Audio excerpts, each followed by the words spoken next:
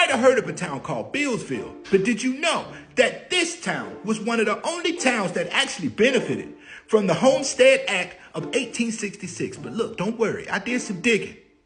Let's get into it. Now, before I get too deep into this, the town of Bealsville didn't get established until 1923, but before it was Billsville, it was called Howell's Creek. Now, how it got that name, okay, was from Sarah Howell. She was a widow of a slave owner. She's very important in this story, so remember that name. Now, before we move forward, I have to dive into the Southern Homestead Act of 1866 because this is very important in this story. So when slaves became emancipated, all right, they were promised 40 acres and a mule.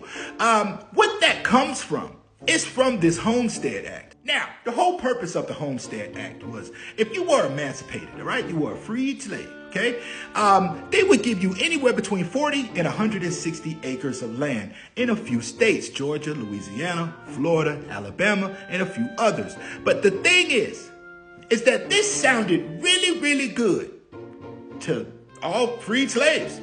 Also, it wasn't just for, emancipated slaves. It was also for poor white families. And the thing is, okay, even if you poor and white at this time, you still just a little bit above slaves. Now, how this whole Homestead Act was supposed to work is that they wanted to build up these, areas that people weren't living in. This is the whole point of the Reconstruction era.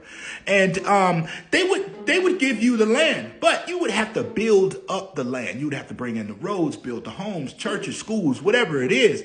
And you had to do it all yourself. So you had to have the tools, the horses, and you just had to have the help. But when you were just a freed slave, you ain't had nothing. Only thing you had was the clothes on your back. But, y'all remember Sarah, okay? I just talked about her. Sarah Howell, she's the widow of the slave owner. But when he passed, he left her everything, including his slaves. And Sarah wasn't really with, all of this. And she saw that things weren't going to be fair for these, free slaves. So what she did was she gave 10 acres of land, a few horses and oxes, and she gave them tools to help them build up this town. Now, I got to introduce you to Alfred, all right? This is Alfred Beal. This is who the town is named after, but this is also where the story gets a little, interesting, all right? Because his mother, she's one of the original settlers in Billsville. Now, this next part of the story, I probably could be a little bit wrong with, but they don't really explain it like they should. So his mother is named Mary Reddick, okay? His father is named Frank Beal, all right? But apparently Frank ain't black.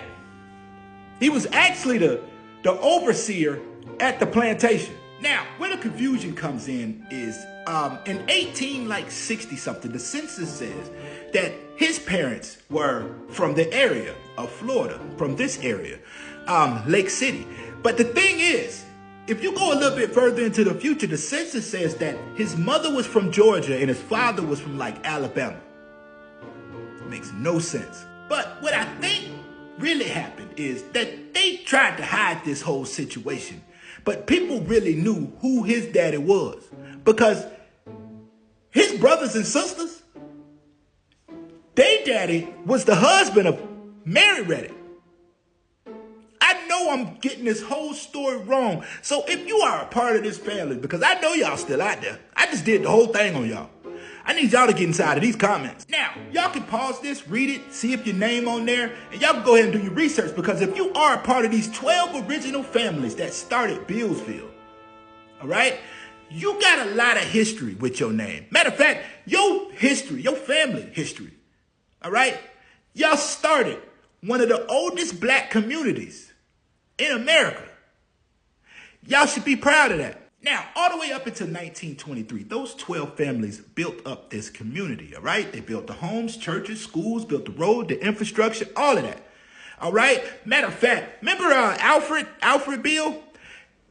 His mom, she did a lot of the, planting and the farming and things, but he planted the first orange trees, which turned this whole place into an orange grove, which that's where they made a lot of their money. Now, throughout the years, this area became a really, really good community, and they kept getting help from Sarah. Y'all remember Sarah, the widow. But school systems was a little bit different in this specific area. And the thing is that they wouldn't have school around strawberry harvesting season.